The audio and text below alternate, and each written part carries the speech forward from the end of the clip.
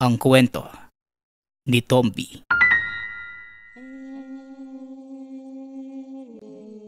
Ang kwentong ito ay hango sa totoong buhay.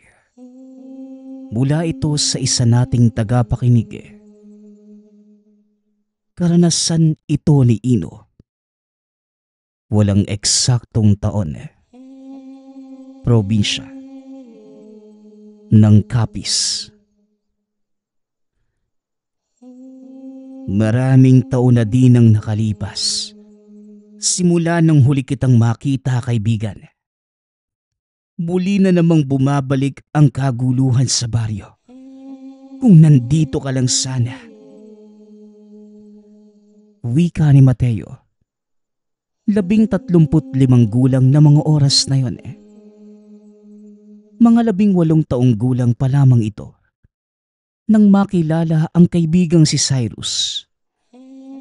Isa ding binatang kasing edad niya. Simpleng tao lang naman ito kung titignan niya. Ngunit merong kakaiba. May mga marka ito ng pagkasunog sa balat. Katulad sa muka, sa bandang likuran, kamay, paa at marami pang iba. Ngunit usap-usapan din sa lugar. Hindi lang basta ang pagkasunog ng balat ng binata.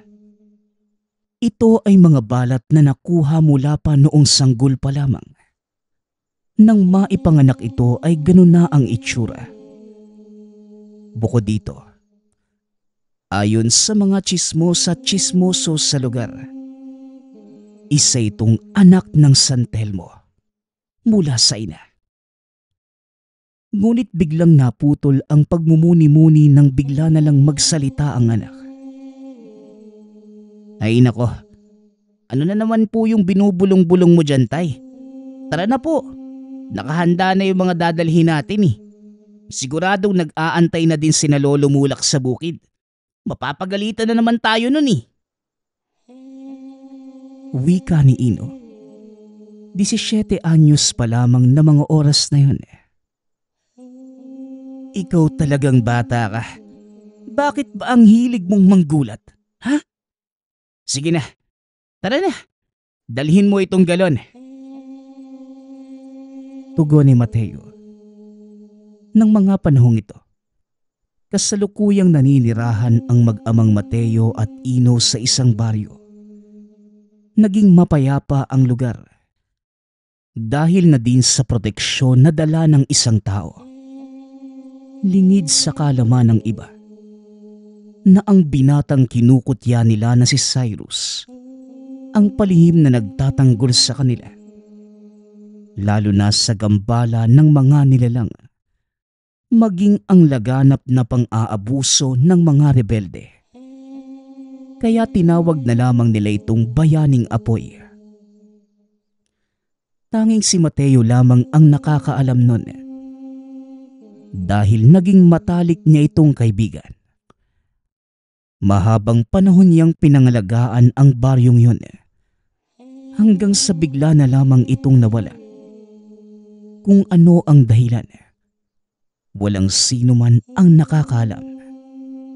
Balik tayo sa kasalukuyan. Tay, naalala ko lang po yung kwento niyo sa akin, yung tungkol sa bayaning apoy. Hindi po ba ang sabi niyo, anak po siya ng San Telmo? Wika ni Ino. Oh, totoo naman yun, anak. Bakit mo naman naitanong? Wala lang po. Kasi dumadami na naman yung mga masasamang tao sa baryo. Nasaan na kaya siya ngayon? Bakit hindi pa din siya bumabalik? Kung kailan naman kailangan natin siya? Alam mo, Ino, may mga bagay din minsan na hindi natin dapat inaasa sa iba. Kung kaya naman nating gawa ng paraan, lutasin na lang natin nang hindi umaasa sa tulong ni naman. Yun nga po, tay. Hindi naman natin kayang gawa ng paraan yung mga nangyayari. Kahit nga mga pulis, walang nagagawa, di ba? pag-uusap ng mag-ama. Napaisip si Mateo sa sinabi ng anak dahil alam niyang may katuturan ang sinasabi nito.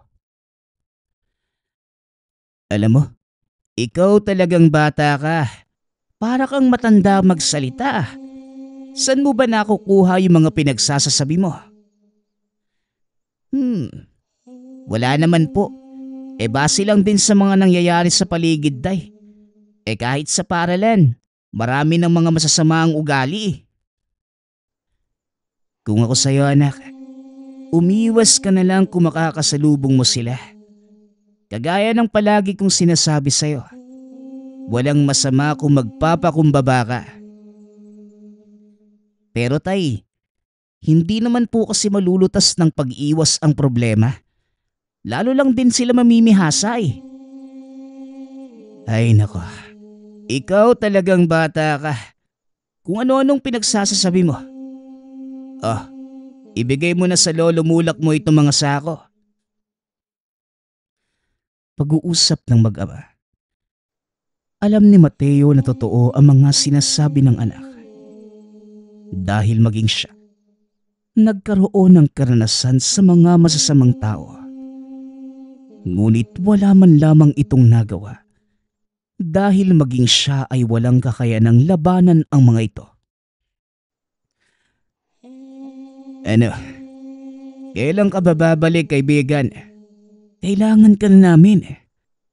Sana lang bumalik ka na. Wika ni Mateo sa sarili habang nakatingala sa langit.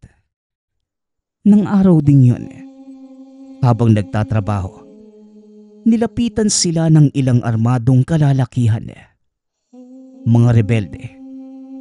Napahinto sa ginagawa ang mga tao nang magpaputok ang mga ito. Makinig kayong lahat. Simula ngayong araw na ito, maniningil kami ng buwis at ang hindi susunod sa amin, siguradong mapaparusahan. Wika ng armadong lalaki. At sino naman ang nag-utos na maningil kayo ng buwis? Tanong ni Mang Mulak. Nagsipagtayuan ang mga tao. Isa-isang lumapit sa kanya. Alam mo, tanda, hindi mo na kailangang malaman. Sumunod ka na lang. Kung ayaw mong masaktan, o baka naman gusto mong ikaw ang magsilbing ehemplo sa mga taong naririto. Paano kung hindi kami sumunod? Anong gagawin nyo? Papatayin nyo kami? Biglang hinila ni Mateo si Ino. Tinakpa ng bibig nito. Huwag kang maingay, Ino. Ikaw talagang bata ka. Napakadaldal ng bibig mo. Sabagay, may punto ang tanong mo, bata. Oo, ganun nga ang mangyayari sa mga taong hindi susunod sa amin. Mga bata, kunin ang mga sako ng palay. Yan ang kabayaran ng mga taong ito. Muling wika ng lalaki. Sandali lang. Hindi naman yata patas na kukunin nyo lang basta-basta ang mga inani namin. Wika ni Lolo Mulak.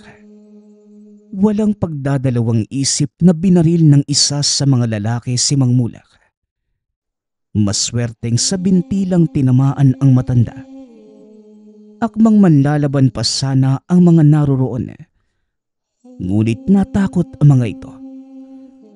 Nang muling magpaputok ang mga kalalakihan. Huwag na kayong magkakamaling manlaban. Dahil hindi ako magdadalawang isip na patayin kayong lahat. Sundin niyo ang lahat ng sinasabi ko kung ayaw niyong matulad sa matandang ito. Tayo na, mga bata! Matapos ang pangyayaring yun, nagsipag-alisan na ang mga kalalakihan. Dinala nila Mateo si Mang Mulak sa pagamutan upang malunasan ang natamong sugat. Ano po ba yung iniisip nyo, Tiyo Mulak? Bakit pa kayo nanlaban? Mabuti na lang at daplis lang ang tama ninyo. Wika ni Mateo. Bakit hindi ako lalaban? Pinaghirapan natin ang mga palay na yon. Tapos sila lang ang makikinabang? Sumusobra na ang mga rebelde niya. Tugon ni Mang Mulak. Kung nandito lang po sana yung bayaning apoy, hindi mangyayari yung ganito. Wala sanang masasamang tao sa baryo. Wika ni Ino. Napatingin si Mang Mulak kay Mateo. Hoy Mateo, ano na naman ba ang pinagsasabi mo sa batang ito? Alam mo namang hindi na babalik ang bayaning apoy. Huwag mong punuin ng huwad na pag-asa ang isip ng bata. Maniwala lang po kayo sa akin, Tiyo. Alam kong babalik si Cyrus. Nangako siya at tutuparin niya yun. Wika ni Mateo. Nanlaki ang mga mata ni Mang Mulak. Cyrus. Yung binatang maraming balat sa mukha at sa katawan. Sabi ko na nga ba, siya ang bayaning apoy. Hay nako, matagal ng panahon ang lumipas. Tignan mo, unti-unti nang ang pumuputi ang buhok mo. Wala na si Cyrus. Malamang patay na ang taong yon. Hindi po ako naniniwala, Tiyo. Alam kong buhay pa si Cyrus. At siguradong babalik siya sa tamang panahon. Bahala ka nga, Mateo. Sinasabi ko lang sa'yo na huwag mong bibigyan ng maling pag-asa si Ino. Tara na, umuwi na tayo. Pag-uusap ng magtiyuhin. Kinabukasan maagang nagpunta sa bayan si Mateo upang bumili ng gamot ni Mang Mulak. Habang nasa daan, nakita nito ang pangkat na mga kalalakihang palabas sa isang pwesto sa palengke. Talaga naman, napakaitim ng kaluluwa ng mga ito. Mag-antay lang kayo. Dahil hindi na ituloy ni Mateo ang sasabihin. Dahil biglang may kumalabit sa kanya. Isang matandang mahaba ang buhok. Nakasuot ng sombrero de banig at may hawak na tungkod. Maaari ba akong makahingi ng kaunting barya? Nagugutom na ako Wika ng matanda. Dumukot naman ng barya si Mateo at kahit hindi nakatingin, dali-dali niya itong iniabot. Ayan ho, Manong. Pasensyahan niyo na ha. At yan lang ang natira. Maraming salamat, iho. Pagpalaing kanawa ni Apo Adlaw. Salamat. Teka, anong sabi ninyo? Paglingon ni Mateo, wala na ang matanda. Biglang bumilis ang kabog ng dibdib. Nang marinig ang katagang Apo Adlaw. Teka, at saan naman nagpunta yon? Ang bilis namang nawala. Ay nako, baka namamalikmata lang ako. Baka uwi na nga lang. Wika ni Mateo. Pagkarating sa tahanan, kagad nitong hinanap si Ino. Naroon ito at naglalaro naman sa likod ng tahanan. Nasa likod ng tahanan ng anak mo. Bakit? Ano na naman ba ang nangyari? Tanong ni Mang Mulak. Minabuti na lamang ni Mateo na wag nang ipaalam dito ang nangyari. Dahil siguradong makakadinig na naman siya ng hindi magandang salita mula sa matanda. Wala naman po, Tiyo. Sige na, maghahanda na ako ng hapunan. Hindi pa din nawawala sa isipan ni Mateo ang nangyari sa bayan. Patuloy na bumabalik-balik sa kanya ang boses na matandang nanghingi ng barya. Nang mga sumunod na araw, dinala naman ito si Ino sa bayan upang bilhan ng bagong uniforme. Habang sinusukatan ang binata, muling nagpakita ang mga kalalakihan. Nako, nandyan na naman yung grupo ni Saddam. Sedes, ilabas mo yung perang ibibigay natin sa kanila. Ayokong nandito ang mga yan. Wika ng may-ari ng tindahan. Matanong ko lang ho, Manong Crispin. Palagi po ba silang dumadaan dito? Oo, Mateo. 2 beses sa isang linggo. Malulugi na nga yung tindahan ko eh. Wala na ngang kita. Dumarating pa yung mga lintang yan. Kung nandito lang sana ang bayaning apoy. Oo nga po eh. Yan din yung palagi kong dasal. Sana nga po nandito yung kaibigan ko. Sige po, Manong. Heto ang bayad. Mauuna na po kami. Pagkatapos maibigay ang bayad, umalis na ang mag-ama. Dahil ayaw sana ni Mateo na maabutan ng mga tulisan sa lugar. Ngunit sa kasamaang palad, nakasalubong pa nila si Saddam. Aba, tignan mo nga naman. Hindi ba kayo yung magsasakang kasama ng matanda? O ano? Naihanda nyo na ba yung para sa amin? Wala kaming ihahanda para sa inyo. Dahil hindi pa nakakapagtanim. Mag-antay kayo sa susunod na anihan. Yun ang usapan, hindi ba? Aba, marunong sumagot ang isang to. Sige lang, magtapang-tapangan ka ngayon. Sa oras na wala kayong maibigay, hindi lang ang matandang yon ang makakatikim sa amin, kundi kayong lahat. Wika ni Saddam. Pinagsasampal pa nito sa pisngi si Mateo bago tuluyang umalis. Nagtawanan ang mga kasamahan ng rebelde. Pilit pinipigilan ni Mateo ang sarili. Matinding galit ang nararamdaman ng lalaki. Lalo pat napahiya siya sa harapan ng maraming tao. Maging sa anak.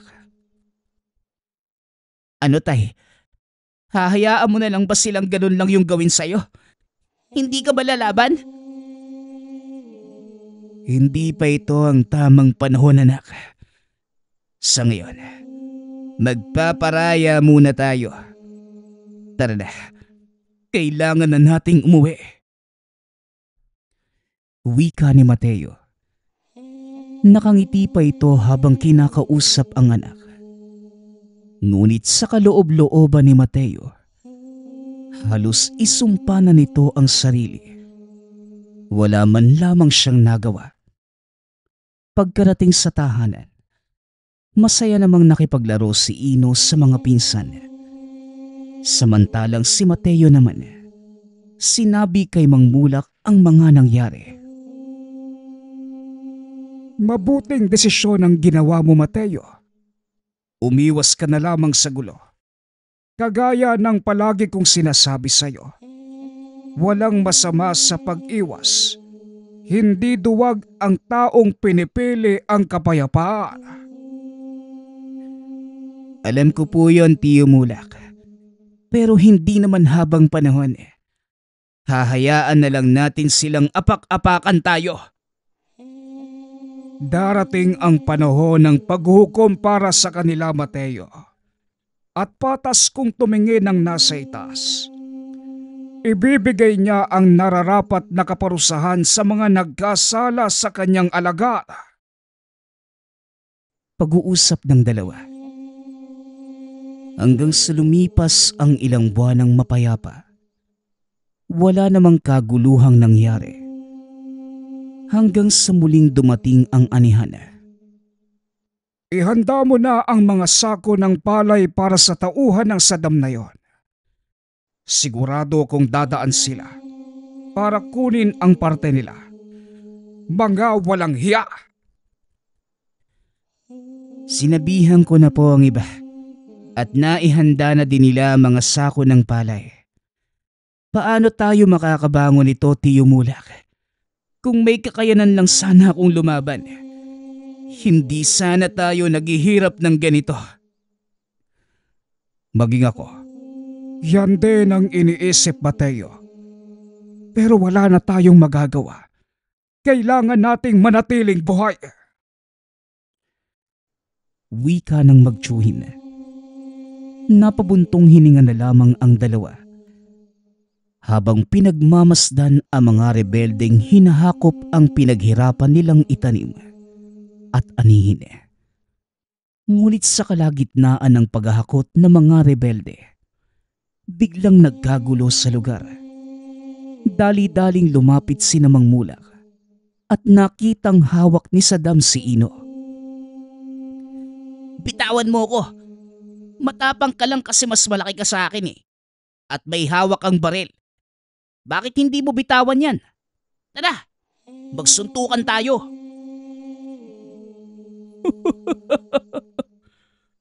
Matapang kang bata ka. Alam mo, may potensyal ka sana. Antayin mo ang panahon mo, bata. Dahil malaki yung magiging pakinabang sa'yo ng mga bulate sa ilalim ng lupa.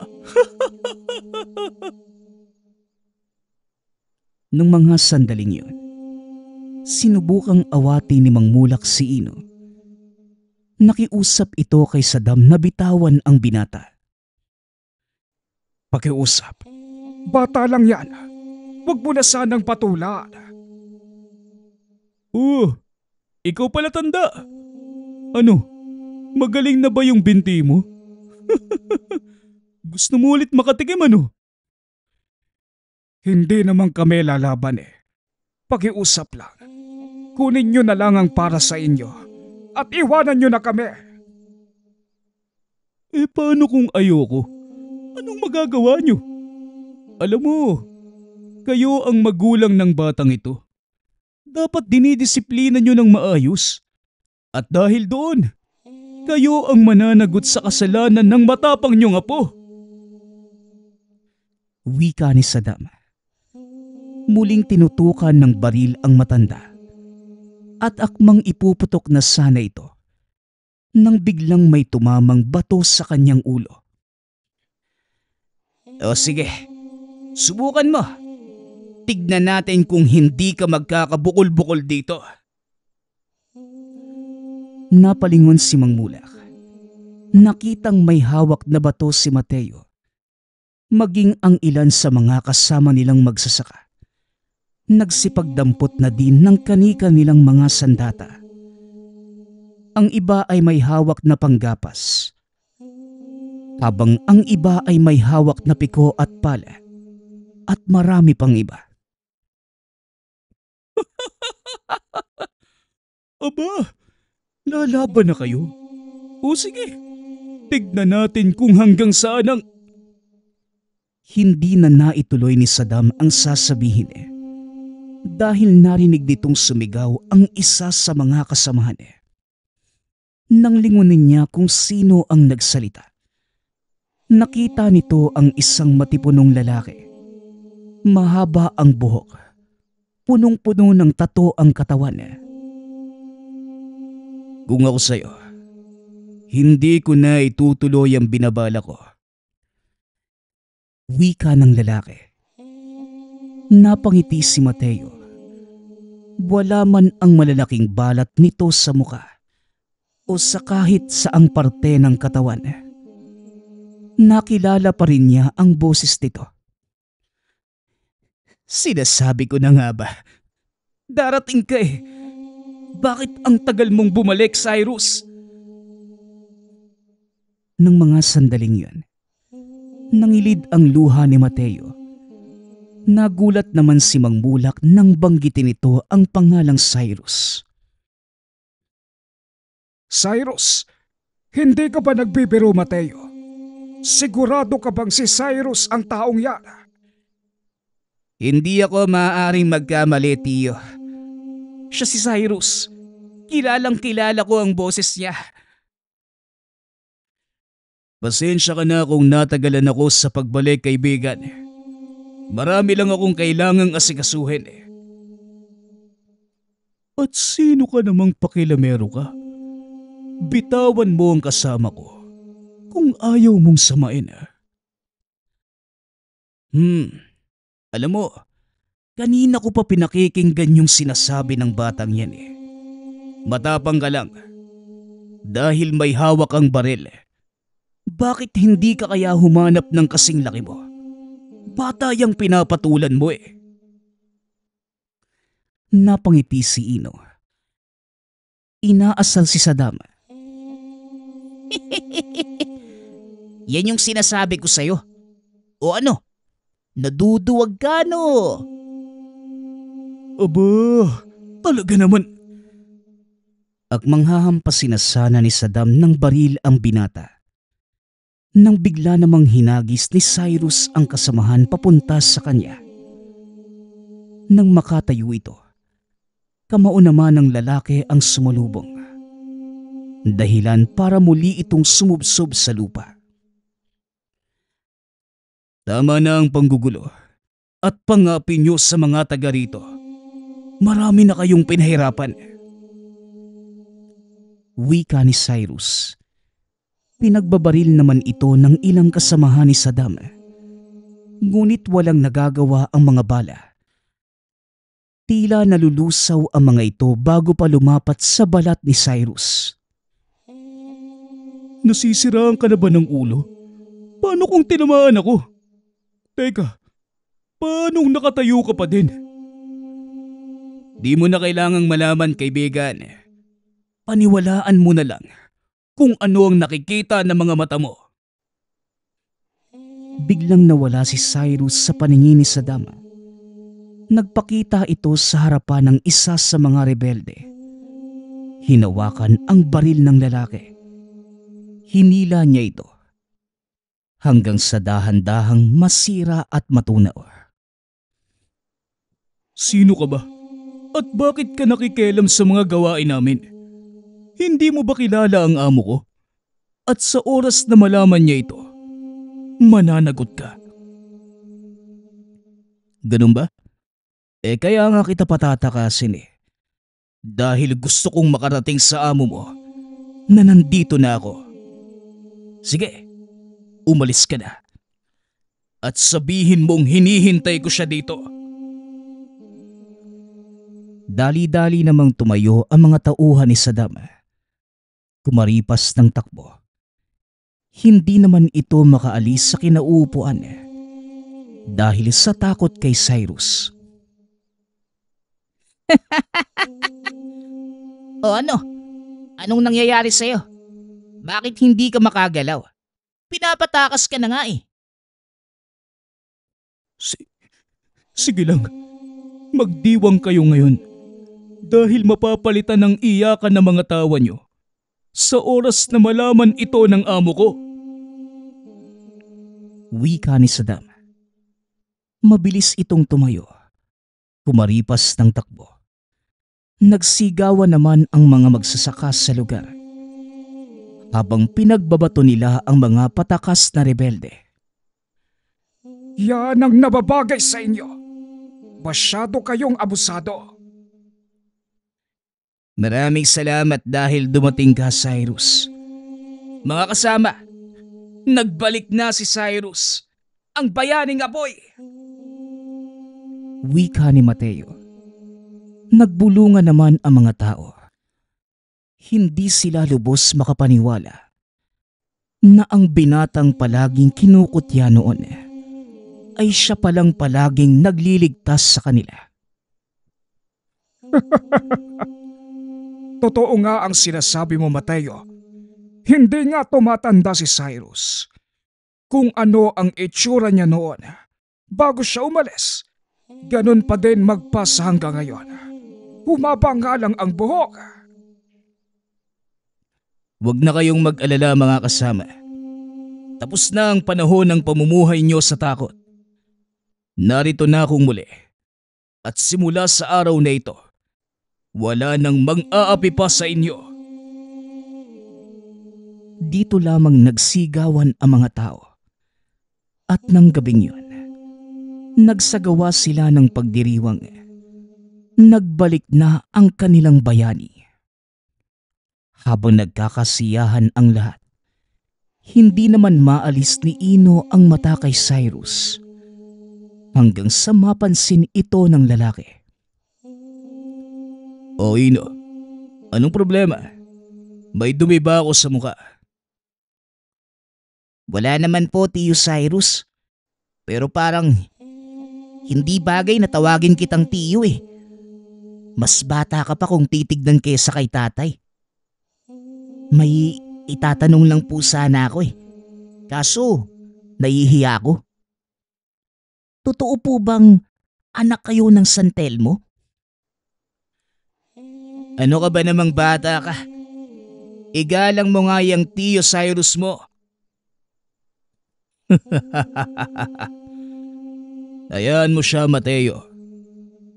Oo bata, totoong anak ako ng San Telmo. Tugon ni Cyrus. Kung ganun, hindi po pala talaga nagsisinungaling si tatay. Hindi, Ino. Totoo ang lahat ng kwento ng tatay mo. Kaya huwag ka nang matakot. Dahil simula sa araw na ito, wala nang kahit sinong makakapang-api sa inyo. Hindi naman po ako natatakot, Tiyo Cyrus eh. Alam ko po kasi na dadating talaga kayo. Kagaya ng palaging sinasabi ni tatay. Nagkamali ako nang sabihan ko si Mateo na binibigyan niya ng maling pag-asa ang bata. Dahil tinupad mo ang pangako mo, Cyrus.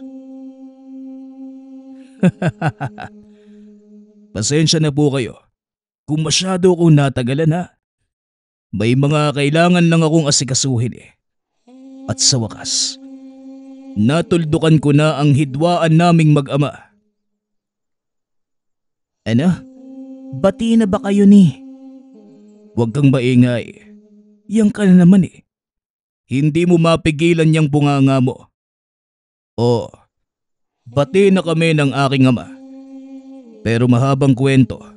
Saka ko na lang ipapaliwanag eh. Nagdiwang ang mga tao hanggang sa sumikat ang araw. Mabilis ding kumalat sa bayan ang balita. At simula nang malaman nilang nagbalik na si Cyrus, ang bayaning apoy, muling nanumbalik ang sigla ng mga tao. Lumipas ang ilang araw, wala namang nangyaring masama. Hanggang sa dumating na ang banta ni Saddam. Masayang naghahaponan sina Mateo at Cyrus nang biglang may kung anong sumabog sa labas ng kanilang tahanan. Dali-daling tumayo ang dalawa upang tignan kung sino ang may gawa. Mateo, palisin mo muna si Mang Mulak at Ino dito. Ako nang bahalang humarap sa mga ito. Wika ni Cyrus. Dali-dali namang tumayo si Mateo at inalalayan si Mang Mulak palabas sa pinto ng likod bahay. Lumabas si Cyrus. Hinarap ang mga rebelde. Ikaw ba ang sinasabi ng aking kanang kamay? Saddam, ito na ba ang taong tinutukoy mo? Oo, amo. Siya nga ho yun. Mag-iingat ka. Dahil may sa demonyo ang taong yan. Wala kong pakialam kung anong agimat ang meron ka. Dahil hindi lang ikaw ang may kaalaman. Pasensya na. Pero hindi agimat ang meron ako. Umalis na kayo. At kakalimutan kong nangyari ang lahat ng ito. Sinong tinakot mo? Bakit hindi mo kami subukang paalisin? Sinasabi ko sa'yo, pagsisisihan mo kung hindi ka makikinig. Walang ibang magsisisi dito, kundi ikaw lang. Masyadong mataas ang tingin mo sa iyong sarili. Huwag mo lang sanang sabihin na hindi kita binalaan. Mga kasama, walang kahit sinong makikialam. Akin lamang ang taong ito. Pagkatapos ng labanan, isasabit ko ang ulo mo sa bewang ko.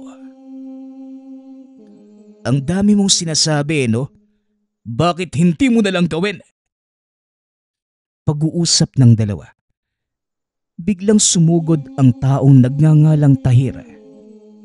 Ngunit hindi pa man ito nakakalapit. Kagad siyang tumalsik. Anong nangyayari? Bakit ako tumilapon? Ano na? Ang akala ko ba isasabit mo yung ulo ko sa bewang mo? Muling tumayo ang lalaki at akmang susubot nang biglang magpakita sa harapan niya ang isang santelmo. Cyrus, anak ko, pagkatapos mong paglaruan ang isang ito, akin na ang kaluluwa niya. Malaki ang pangangatawan, maitim ang mga buto. Gagawin ko siyang pampalakas ng aking apoy. Ay naku tay, ayang ka na naman O sige, kunin mo ang kaluluwa nilang lahat. Pero mamaya na, tuturuan ko muna ng leksyon ng isang to. Wika ni Cyrus. Naglakad ang binata papunta sa kinaroroonan ni Tahir. Hindi ito makakilos sa mga nakikita, maging ang mga kasamahan ni Saddam. Natulala na lamang nang biglang nabalot ng apoy ang katawan ni Cyrus. Lumayo ka sa akin! Isa kang demonyo! Hindi ako demonyo, Tahir. Anak ako ng isang santelmo.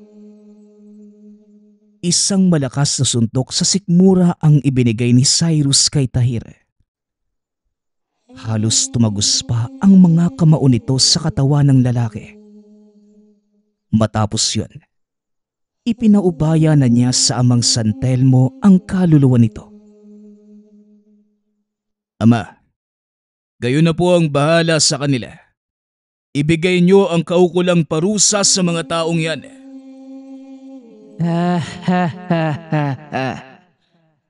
Maraming salamat, anak. Sige na, aalis na ako.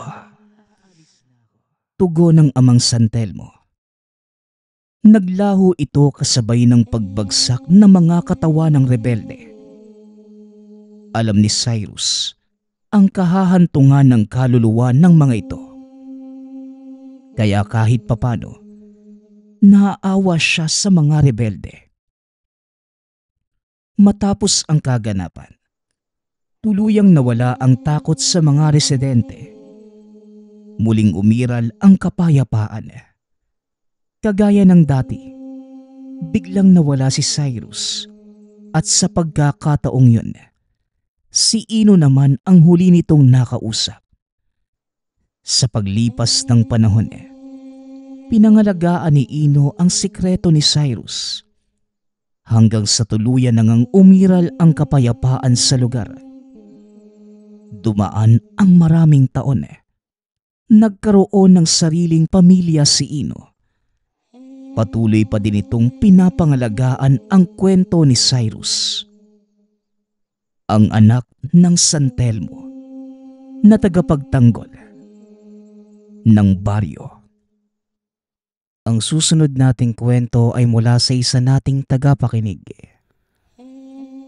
Karanasan ito ni Ondoy. Walang eksaktong taon. Probinsya ng Antique. 14 na taong gulang pa lamang si Ondoy na mga panahong ito. Panganay na anak sa 10 magkakapatid. Ng mga panahong ito, hindi pa uso ang pagpaplano ng pamilya. Walang ilaw o kuryente sa lugar. Isa sa mga rason ng pagdami ng anak. Ikaw bata ka, saan ka na naman ba galing? Nawiwili ka na sa kakapamulot ng mga buto ng kamyas ha. Hindi ka ba natatakot pumasok sa gubat? Ni wala kang kasama. Sa Ondoy, huwag kang maglabas sa sapa ng mag-isa ha. Isama mo yung dalawang kapatid mo nang meron kang kasama. Wika ng ina. Nangahoy lang po ko, Nay. Wala na po kasi tayong panggatong eh. Wala po kayong katulong dito sa bahay kung isasama ko po yung dalawa. Hindi nyo naman mapagkakatiwalaan niyang iba pa naming kapatid eh. Ang liliit pa ng mga yan. Wika ni Ondoy. Magsasalita pa sana ang ina nang biglang marinig ang asawa sa pinto. Galing ito sa tahanan ng kaibigan. Nagninong sa binyag at may dala itong mga pasalubong sa mga anak. Nako, parang nagkakainingan na naman kayong dalawa ng nanay mo ah. Dahil na naman ba yan sa pagpasok mo dyan sa gubat? Anak, makinig ka na lang sa nanay mo. Ang lugar na yan ay hindi nating kabisado. At alam mo ba, may mga namamahay dyang mga engkanto. Pag natsyempohan mo yung puno ng anagas at nadampi sa balat mo ng hindi sadya, ay nako, yung balat mo magsusugat at hindi nagagaling. Kaya makinig ka sa amin ng nanay mo ha. Wika ng ama. Ngunit kahit anong paalala ng mga magulang, may katigasan talaga ang ulo ng binata. Madalas pa rin ito kung pumasok sa gubat ng alanganing oras. Isang hapon, hindi ito nagpaalam sa ama, bitbit ang isang sako na lalagyan ng mga tuyong kahoy. Nang may makasalubong na isang babae. Sa ilang taon niyang paglabas-pasok sa gubat na ito, di minsan, hindi niya ito nakita at ni walang kabahayan na malapit sa lugar. Kaya nagtataka ang binata kung sino ang napakagandang babaeng yun. Ale, bakit po kayo nandito? Parang ngayon ko lang po kayo nakita eh. Tanong ni Ondoy sa hindi kilalang tao.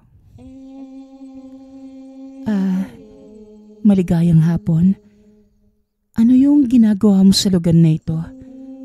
Ako nga pala si Rena. Matagal na ako naninirahan dito. Palagi nga kitang nakikita eh. Tugon ng babae. Bakit? Hindi mo man lang ako kinausap. Saan ka ba nakatira? Ako, dyan lang malapit yung bahay namin, no? Alam ko, palagi nga kitang sinasamahan pero hindi ako nagpapakita dahil baka matakot ka. Nako, bakit naman ako matatakot sa'yo? Kung gusto mo ng kausap, pwede mo naman akong dalawin sa bahay namin eh. Naging mahaba ang pag-uusap ng dalawa. Hanggang sa hindi namamalayan ng binata ang pagdilim ng kapaligiran. Hanggang sa nakarinig ito ng mga pagsigaw. Alam niyang hinahanap na siya ng pamilya. Niyaya naman niya ang dalaga na pumunta ng tahanan. Natigil lamang ang pagsigaw ng mga ito nang lumapit siya. Ngunit nang akmang ipapakilala na sana ang kasama, bigla naman itong nawala. Alam mo ba, pinapakaba mo kaming lahat. Kanina pa kami hanap ng hanap sa iyo anak. Tapos nandito ka lang pala. Naikot na namin yung halos buong lugar eh. Galit na wika ng ina. Oo nga anak, dito na kami kanina galing pero hindi ka namin nakita. Dagdag ng ama. Ano tay? Hindi naman po ako lumalayo dito. Kanina pa nga po ako nakaupo. Kasama ko yung dalaga. Nandito lang siya kanina eh. Pero natakot po yata sa inyo. Ayun, nawala na. Anong pinagsasasabi mong babae? Ikaw na bata ka talaga. Magtino ka nga. Mamaya kung ano na yung pinagagagawa mo. Wika ng ina. Umuwi silang nalalabuan pa rin sa mga nangyari. Hindi na mawaglit sa isipan ng binata ang mukha ng babae. Ngunit naudlot ang pag-iisip ni Ondoy nang bigla na namang magsisigaw ang ina. O sige na, maghanda ka na ng makakain na. Nauna na yung mga kapatid mo. Hay nakong bata ka. Kuya, sino po yung babaeng kasama mo? Alam mo po ba, na doon ako umupo kanina sa malapit sa puno. Hindi naman kita nakita eh. Ang sabi ko nga kina nanay, kung hindi ka pa rin makita, magpapatulong na kami sa baryo. Alam mo naman na malayo yung kabahayan dito sa atin eh. Kung saan ka pa nagsususuot. Wika ng isa sa mga kapatid. Maghahating gabi ngunit hindi siya dinadalaw ng antok. Nagtataka ito dahil wala namang gumagamit sa kanila ng pabango. Ngunit nakakaamoy ito ng halimuyak na mga bulaklak. Wala naman silang tanim na bulaklak sa paligid. Ang marami lamang sa bakuran, mga herbal na halaman. Saka hindi mahilig ang ina na magtanim. Pinikit niya ang mga mata. Bigla itong nanaginip na kasama ang dalaga sa isang palasyo. Napaniginipan itong nakikipagtalik siya sa dalaga. Nakaramdam ito ng kung anong sensasyon sa pagkatao. At pagkalipas ng ilang oras, nagising na lamang sa sigaw ng ina. Nagsibangon silang lahat. Naalimpungatan naman ang binata sa boses ng ina. Nay, ang aga naman po ng Hindi na ituloy ang pagsasalita ng binata nang makita ang buong tahanang napuno ng sari-saring mga bulaklak. Hindi makapagsalita maging ang mga kapatid. Dahil sa dami, may namumukod tangi na itim na bulaklak. Napagtanto niyang hindi pangkaraniwang nakikita sa paligid. Hinawakan niya ito. Tila biglang may kung anong kuryenteng dumaloy sa buong katawan. Nawala ng malay ang binata. Nagsisisigaw muli ang ina sa sobrang pag-aalala sa anak. Nang mga panahong yun, hindi pa uso ang doktor sa lugar. Kaya ang ipinapainom lamang sa mga may sakit, mga herbal at mga halamang gamot lamang.